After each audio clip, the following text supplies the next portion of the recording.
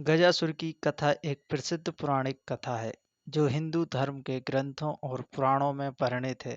यह कथा दैत्य गजासुर और भगवान शिव से जुड़ी हुई है। गजासुर कौन था? गजासुर एक शक्तिशाली राक्षस यानी दैत्य था। उसका असली नाम गजा था और वह एक हाथी के रूप में उत्पन्न हुआ था। उसने कठोर तपस्या की और भगवान शिव को प्रसन्न करने के लिए घोर तप किया। उसकी भक्ति से प्रसन्न होकर भगवान शिव ने उसे वरदान देना चाहा।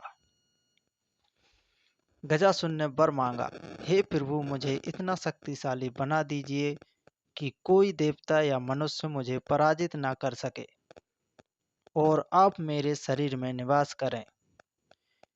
भगवान शिव ने वचन निभाने के लिए उसका निवास स्वीकार किया। देवताओं की चिंता। जब गजासुर को यह महान शक्ति और वर प्राप्त हुआ तो वह अहंकारी हो गया। उसने अपने बल से देवताओं को परेशान करना शुरू कर दिया। देवताओं ने भगवान विष्णु से सहायता मांगी। विष्णु ने कहा कि जब तक शिव स्वयं मुक्त नहीं होना चाहेंगे तब तक उन्हें गजासुर के शरीर से बाहर निकाला जाना मुश्किल है। भगवान गणेश जी का जन्म और युद्ध। कथा का एक रूप यह भी कहता है कि भगवान शिव के आदेश पर भगवान विष्णु ने गणेश रूप में अवतार लिया या पहले से जन्मे गणेश ने इस कार्य में भाग लिया। गजासुर का वध करने के लिए भगवान गणेश ने गज यानी कि हाथी रूप धारण किया और उसे युद्ध में पराजित किया गजासुर को। कुछ अन्य कथाओं के अनुसार श्री गणेश जी के सिर की उत्पत्ति गजासुर के वध से ही जुड़ी है। जब भगवान शिव ने श्री गणेश जी का सिर काटा था, उनकी माता पार्वती के कारण जब एक हाथी का सिर लगाया गया, यह हाथी गजासुर ही था, जिसे वध के बाद भगवान शिव ने वरदान दिया कि उसका सिर अमर रहेगा और उसी से श्री गणेश जी को नया जीवन मिलेगा।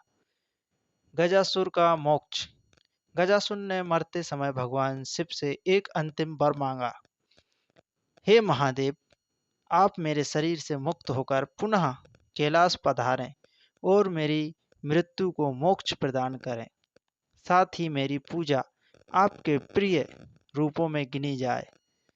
भगवान शिव ने उसे आशीर्वाद दिया कि वह अपने प्रिय भक्तों में गिना जाएगा और उसका शरीर गणेश जी के रूप में पूजित होगा।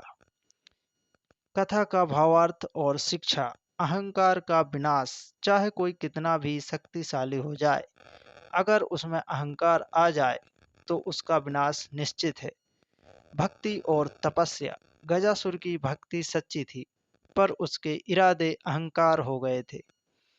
शिव की करुणा। भगवान शिव अपने भक्तों को कभी निराश नहीं करते, चाहे वे राक्षस ही क्यों ना हो। जय श्री महाकाल। मिलते हैं अगली कथा में, जब तक के लिए जय श्री महाकाल।